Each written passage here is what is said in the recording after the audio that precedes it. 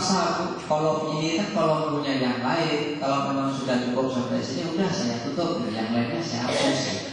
Jadi ibu jangan nanti ada dua lagi nih, bukan. Kalau saya Pak menjelaskan. Ya. Oh, gitu. Rukun iman, rukun Islam.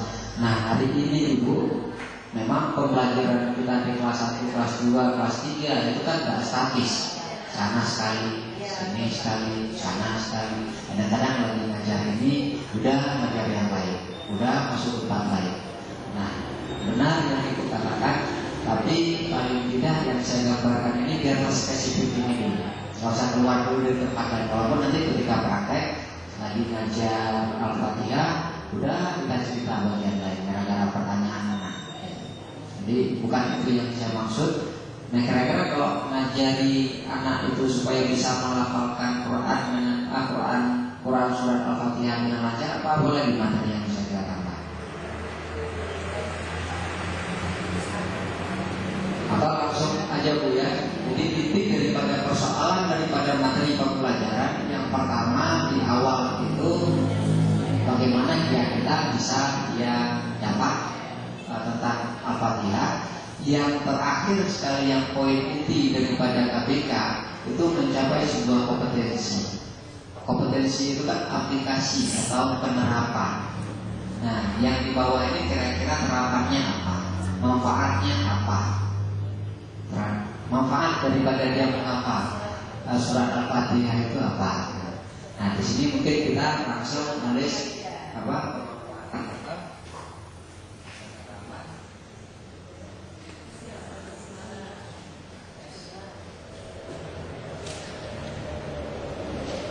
Ya, jadi kalau penerapan Quran surat Al-Fatihah kan nanti kita cari literatur dipakainya di mana-mana saja. Itu kan dikasih tahu ke anak-anak. Jadi ada materi. Sama seperti pokok bahasa. Berarti ya mungkin untuk sementara kita buat ini saja dulu 3 buah. Paling tidak ini hanya sebagai dapat menjelaskan berbuku-buku. Bisa lewat tes lisan dengan sebuah pertanyaan, bagaimana bentuk buku-buku, nanti dijelaskan sama anak-anak. Kalau bisa dijelaskan berarti indikatornya tercapai. Kalau tidak bisa dijelaskan berarti indikatornya tidak tercapai. Nah, kira-kira ini apa saja? Nah, untuk indikator kita tidak pakai siswa 2, langsung saja. Nanti di tujuannya kita pakai siswa 2. Mungkin tidak kita pakai ya kalau memang sudut pandang kita kelas 1. Mungkin sebutkan saja. Ya, nggak usah jelaskan. Mungkin agak lebih susah kalau menjelaskan bagi anak kelas 1. Mungkin kalau bagi anak kelas yang lain, kelas 4, kelas 5, kelas 6 silakan. Memang sudah diminta untuk menjelaskan. Mungkin di sini kita ganti saja Bu, apa Bu? Sebutkan saja Bu ya. Menyebutkan menyebutkan keistimewaan surat Al-Fatihah. Terus apa lagi Bu? Nah, kalau indikator satunya tercapai, kakinya kan belum tercapai. Kaki harapan kakinya apa? Melafalkan kan? Nah, kira-kira apa lagi di sini Bu? Melafal, ya, membacakan. Atau kita ganti dengan ini Bu, melafalkan saja seperti kalimat di kaki. Nah, sama bahasanya. Melafalkan surat Al-Fatihah.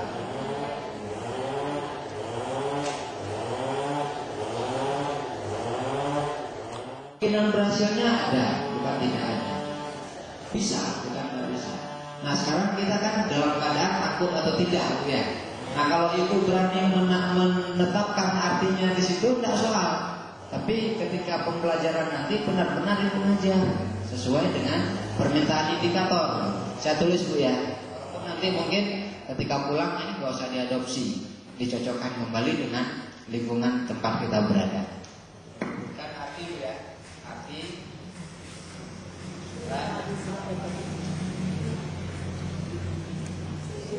terus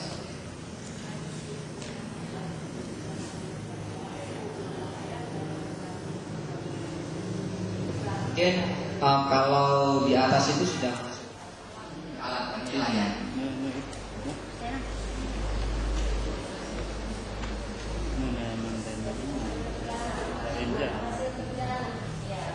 Menunjukkan alat penilaian bentuknya. Ini Bu tadi.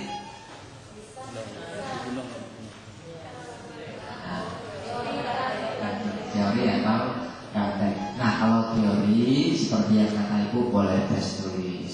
Tes tulis kan dijabarkan lagi multiple choice, BS atau bermasalah, true flash namanya kalau bahasa ilmiahnya. Terus uraian singkat, EC dan seterusnya. Ya bukan. Kalau umpamanya tes lisan bisa berbentuk kuis, bisa berbentuk yang lain. Nah, kalau tes pada hakikatnya ada yang dikatakan tes, ada yang dikatakan evaluasi, ada yang dikatakan pengukuran. Itu ketiga-tiganya beda. Contoh, saya hari ini mengajar di kelas 1, terus saya mengajar tentang menirukan bunyi hewan. Terus saya tadi pernah ngajar sama anak-anak kalau bunyi ayam jantan